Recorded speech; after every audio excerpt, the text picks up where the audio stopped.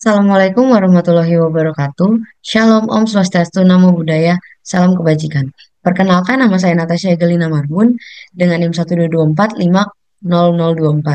Nah, kali ini saya akan menjelaskan em, kode tentang teknik resampling jackknife yang ada pada modul 9. Nah, jadi metode jackknife sendiri adalah metode resampling dengan menghapus suatu data dari sampel. Kemudian dari sampel yang sudah dihapus, yang ada dihapus satu data, dihitung mean dan median. Jika sampel memiliki n data, artinya akan terdapat distribusi mean atau median sebanyak n. Hasil dari melakukan perhitungan mean atau median dari sampel yang sudah dihapus satu data sebanyak n kali. Nah, yang pertama yang akan saya tunjukkan di sini, gimana sih cara kita mengenerate data dengan menggunakan fungsi norm yang ada di R untuk menghasilkan data acak yang berdistribusi normal yaitu atau Gaussian. Di sini kita menggunakan R norm, terus di sini kita 20, ada angka 20, mean sama dengan 60, SD sama dengan 2,5.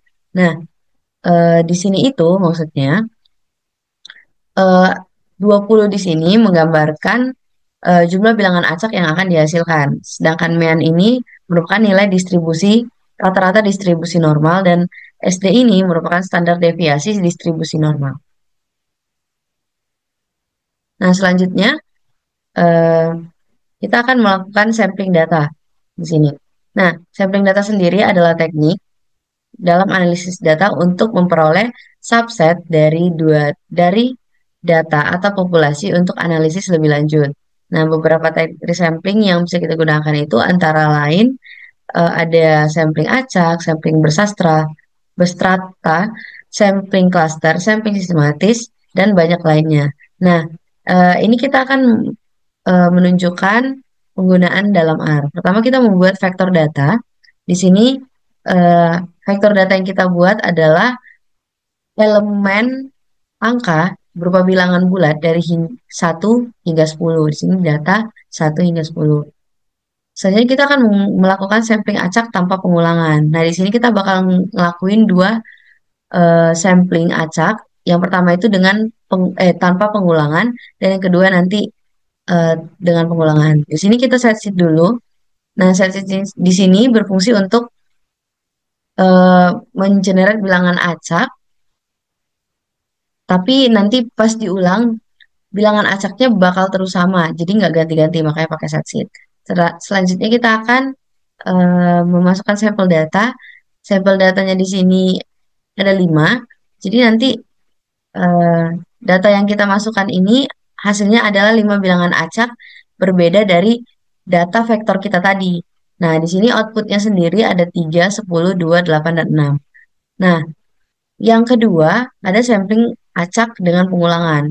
Nah, di sini kita masukkan sampel data replacement, sampel data size 5 replace true.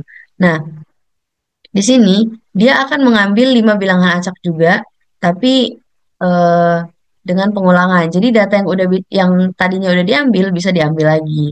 Di sini hasilnya ada 5, 4, 6, 9, dan 10. Nah, apa sih bedanya? Jadi kalau tanpa pengulangan, elemen yang sudah dipilih tidak bisa dipilih lagi. Nah, misalnya nih kita udah ambil 3, 10, 2, 8, 6. Nah, untuk misalnya kita mau ambil lagi nih sampling acak untuk 5 data lagi. Nah, 5 data yang udah ada di sini itu nggak bisa diambil lagi. Jadi otomatis kita bakal dapetin data yang lain dari yang 5 ini. Kalau dia dengan pengulangan, elemen yang sudah dipilih bisa dipilih kembali. Nah, contohnya aja di sini. Kan kita udah ambil angka 6 ya. Eh, di sampling dengan pengulangan, ternyata kita tetap bisa ambil angka 6 lagi.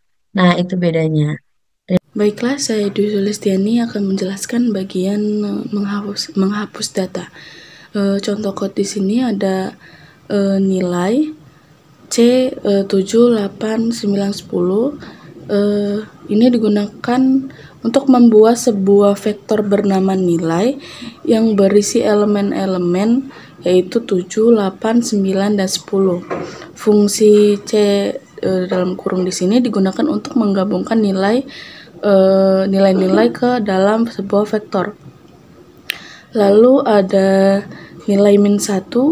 Operasi ini digunakan untuk mengambil seluruh elemen dari vektor nilai, kecuali elemen pertama. Dengan tanda negatif digunakan untuk mengecualikan elemen pada indeks tertentu.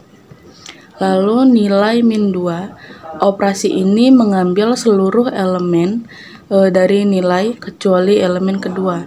Output yang dihasilkan adalah dari nilai min 1 yaitu 8, 9, 10, dan hasil dari nilai min 2 adalah 7, 9, dan 10. Terima kasih, selanjutnya akan dilanjutkan oleh rekan saya.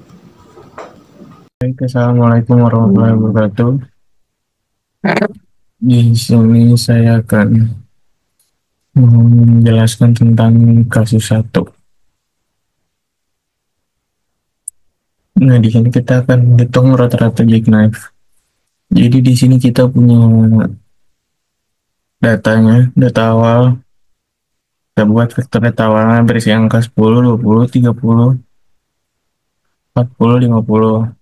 Nah, ini sampel yang kita gunain untuk estimasi jackknife.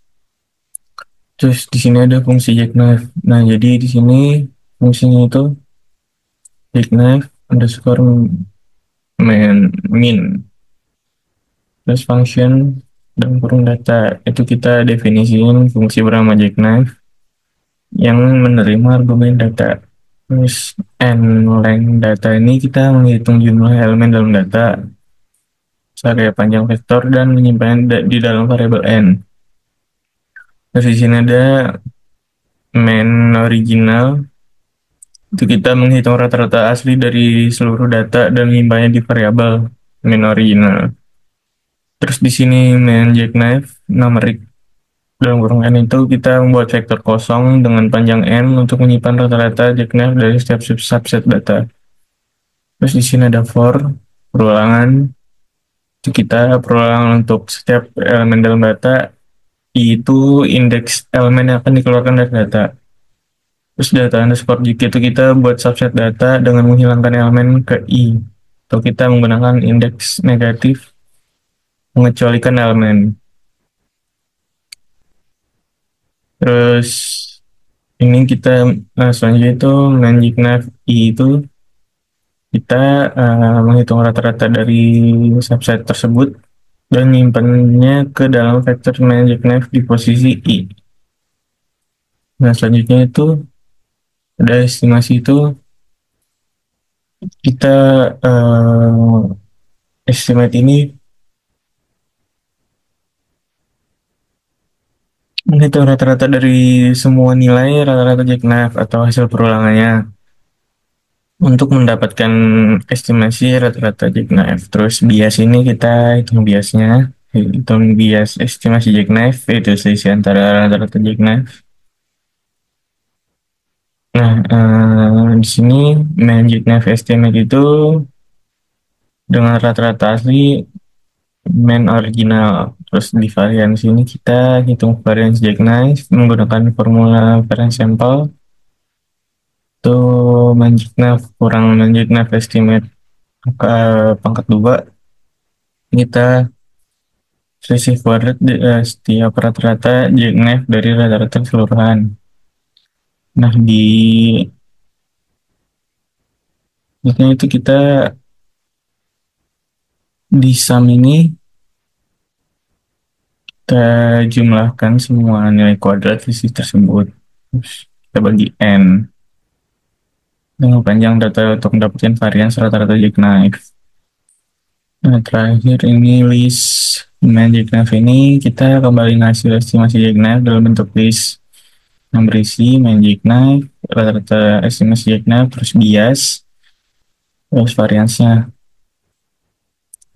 Nah, bagian 6 kita menggunakan fungsi. Jadi di sini ada resultnya. Kita panggil fungsi jackknife main dengan data awal untuk menghitung estimasi rata-rata jackknife.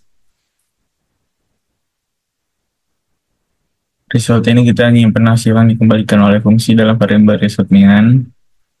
Terus output dari menampilkan hasil estimasi berupa rata-rata estimasi bias dan varians. Nah, bisa dilihat di sini.